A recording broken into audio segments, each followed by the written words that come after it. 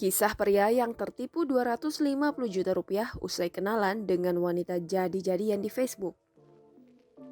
Kasus penipuan masih kerap terjadi di Indonesia. Bahkan kali ini modus yang dilakukan pelakunya sangat unik. Namun ia berhasil meraup untung hingga ratusan juta rupiah. Pelakunya ialah Deka berusia 40 tahun, tersangka penipuan dengan berpura-pura menjadi wanita di media sosial diringkus di Treskrimsus Polda Jawa Barat. Kabid Humas Polda Jawa Barat, Kombes RDA Caniago mengatakan, modus yang dilakukan Deka adalah berpura-pura menjadi wanita untuk meminjam uang ratusan juta. Deka, kata RD, membuat akun media sosial dan memasang foto wanita dengan keterangan sebagai model. Foto wanita yang digunakan didapat dari akun lain. Pada Februari 2021, korban berinisial AK tertarik untuk berkenalan. Komunikasi terjalin secara intens hingga mereka bertukar nomor ponsel.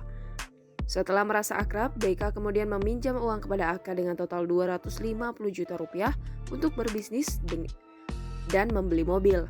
Korban yang masih percaya kemudian setuju dan mengirimkan uang.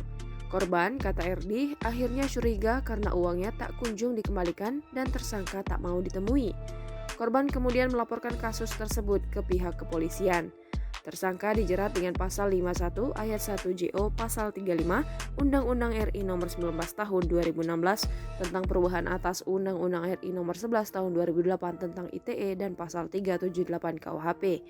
Ancamannya hukuman penjara 12 tahun.